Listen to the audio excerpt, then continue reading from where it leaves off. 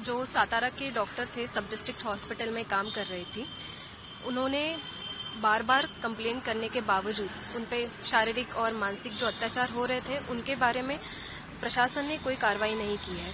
जो 2 अक्यूज्ड उन्होंने suicide note में जिनका नाम लिखा हुआ है उनको जल्द से जल्द पकड़ा जाए और उन पे जो कार्रवाई है वो की जाए। 2013 में हमारा एक पॉश एक्ट इम्प्लीमेंट हो चुका है लॉ के द्वारा, जो कि prevention of sexual harassment for women at their work place. बहुत अफसोस की बात है कि जैसे इसमें कुछ पुलिस ऑफिसर्स इन्वॉल्व थे और वही लोग जो कि समाज की सुरक्षा के लिए काम कर रहे हैं। आपका नाम बताइए। सातारा में एक घटना हुई है, कैसे देख रहे हैं इस घटना को? डॉक्टरों पर लगातार जो है वो अत्याचार हो रहे हैं और क्या डिमांड है?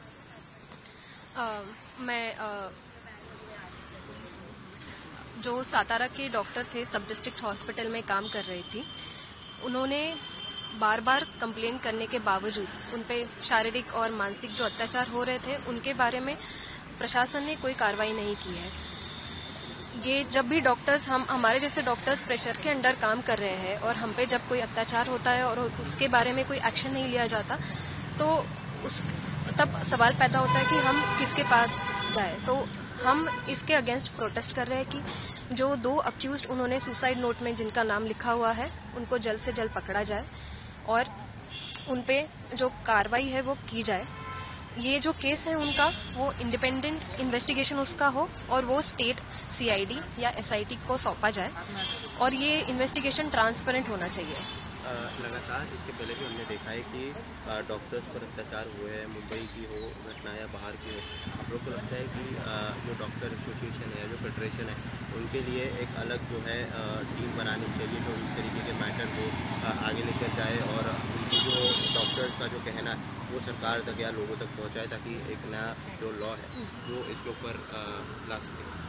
ऑलरेडी 2013 में हमारा एक पॉश एक्ट इम्प्लीमेंट हो चुका है लॉ के द्वारा, जो कि prevention of sexual harassment for women at their work place. हम चाहते हैं कि इसी एक्ट का अगर स्ट्रिक्टली इम्प्लीमेंटेशन हर जगह पर हो, जो भी कमिटीज़ बनी है, जैसे हमारे KM में भी है और जहाँ पे वो सब डिस्ट्रिक्ट हॉस्पिटल में काम कर रही थी, डेफिनेटली वहाँ पे उस चीज़ को इम्प्लीमेंट नहीं किया जा रहा है। इसीलिए ये बात इस हद तक पहुँची कि बार बार कंप्लेन करने के बावजूद किसी ने नहीं सुना और उसके बाद वो इस हद तक मतलब कमज़ोर पड़ गई वो औरत कि उसने आत्महत्या कर ली। तो पॉश एक्ट को स्ट्रिक्टली हर वर्क प्लेस पर इम्प्लीमेंट करना चाहिए। इस द्वारा उनकी जो भी मांगे हैं सही टाइम पर वो रिपोर्ट कर सकती है और अगर एक्शन लिया जाए तो हम ऐसी दुर्घटना को प्रिवेंट कर सकते हैं इन फ्यूचर। कई ऐसे चीज़ें हैं, जैसे इन्होंने अभी सुसाइड किया तब जाके इस घटना का जो है लोगों को पता चला। कई लोग ऐसे हैं जो ये घटना के शिकार हो रहे हैं आए दिन, लेकिन जो जानकारी है वो बाहर तक नहीं आ रही है। ऐसे डॉक्टरों को या ऐसे जो लोग हैं उनको क्या कहना चाहेंगी? क्या कुछ उन्हें मैसेज देना चाहेंगी? बहुत अफसोस की बात है कि जैसे इसमें कुछ पुलिस ऑफिसर्स इन्वॉल्व थे और वही लोग जो कि समाज की सुरक्षा के लिए काम कर रहे हैं, अगर वही लोग ऐसा इस चीज़ में ऐसे इन्वॉल्व होंगे मतलब, तो ये तो हमारी मांग है। इसीलिए हम प्रोटेस्ट कर रहे हैं कि क्या किया जाए इस चीज़ के लिए।